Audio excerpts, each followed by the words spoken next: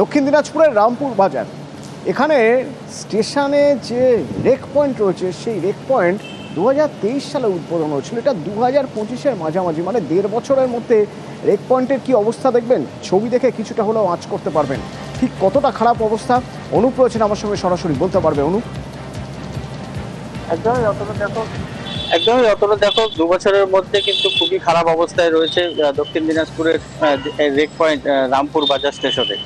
স্থানীয় যেটা লরি চালক এবং মালিকরা যেটা জানাচ্ছেন যে এই কয়েকদিনের বৃষ্টিতে রেক পয়েন্টের যে বেড তার অবস্থা শোচনীয় হয়ে পড়েছে, কারণ সেখানে জল জমে গেছে, কাদা এবং জল জমে যে বেডের যে যাতে তৈরি সেই জিনিসগুলো যেভাবে বসে গিয়েছে সেখানে গাড়ি চলাচলের অযোগ্য হয়ে পড়েছে। কারণ দক্ষিণ দিনাজপুর জেলায় এই রেক পয়েন্টে প্রায় 10 থেকে 15টি রেক প্রতি মাসে এখানে ঢোকে এবং সেখানে প্রায় 30-40টি লরি তা চলাচল করে এই মাল লোডিং আনলোডিংয়ে, এবং সেখানে প্রায় 150 জন শ্রমিক কিন্তু এর উপরে নির্ভরশীল রয়েছে।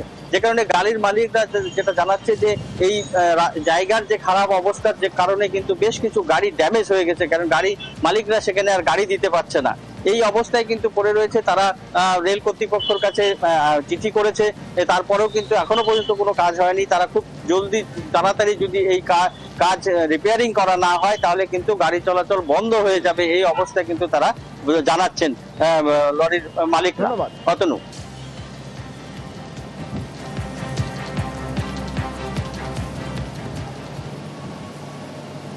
বারাসাতের কদম্বগাছিতে দেখা যাচ্ছে বাংলার বাড়ি প্রকল্পের টাকা পেয়েছেন, বাংলার বাড়ি হবে, যাদের হবে তাদের কাছে নোটিশ এলো হঠাৎ করে।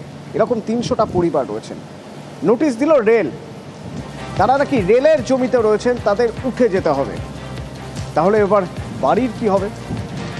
জিয়াউল রয়েছেন আমার সঙ্গে। জিয়াউল, যখন বাংলার বাড়ির জন্য এরা জমি দেখিয়েছিলেন, সেই জমিটা যে রেলের জমি সেটা কোনোভাবে স্ক্রুটিনি করা হয়নি?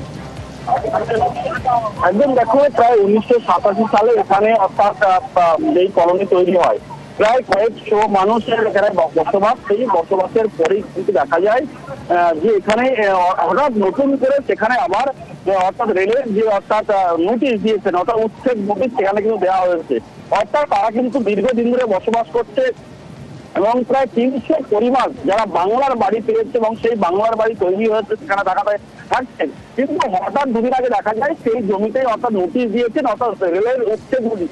আর জানি এলাকার মানুষ সোচ্চার হচ্ছেন, তার কারণ তারা বাংলার আবাস বাড়ি পেয়েছেন, সেখানে বসবাস করছেন, পঞ্চায়েতের ট্যাক্স দেন, তাহলে সেই জমিতে কেন রেলের নোটিশ দেওয়া হলো এই নিয়ে কিন্তু এলাকার মানুষ দফায় দফায় বিক্ষোভ করছেন। এবং আজকেও কিন্তু দেওয়াঙ্গার বিধায়িকা তিনিও কিন্তু ঘটনাস্থলে এসেছেন, তিনিও বিক্ষোভে সামিল হয়েছেন। তার কারণ শুধুমাত্র বিজেপি শাসিত অর্থাৎ রেল যে তারাই কিন্তু ইচ্ছাকৃত ভাবে এই মানুষের হয়রানি করছেন এবং তার জন্য তারা এই বিক্ষোভ হয়েছেন। এবং একটাই দাবি যে কোন রকম ভাবে এই উচ্ছেদ নোটিশ তারা মানবেন না।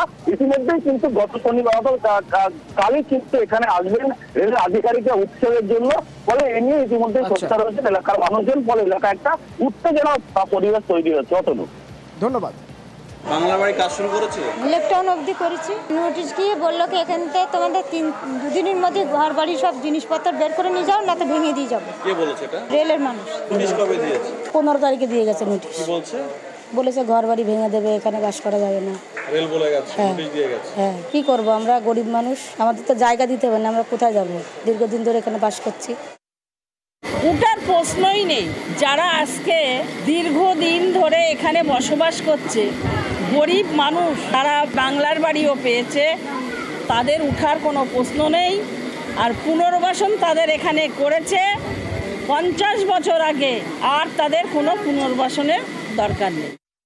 রেল তার জায়গা কীভাবে তিনি উদ্ধার করবে সেটা রেলের ব্যাপার। যদি জবরদখল করে থাকে নিশ্চয়ই তার রেল তার সম্প্রসারণের কাজ ত্বরান্বিত করতে সেখানে জায়গা দরকার হবে, আর সেই জন্যই হয়তো সেটা উচ্ছেদ করছে। তবে কারোর যাতে জমি বা বাড়ি না ভাঙে বা ভাঙলেও যাতে তারা পুনর্বাসন তারা পায়, আমরা নিশ্চয়ই রেলের সঙ্গে কথা বলে সেদিকটাও আমরা দেখব।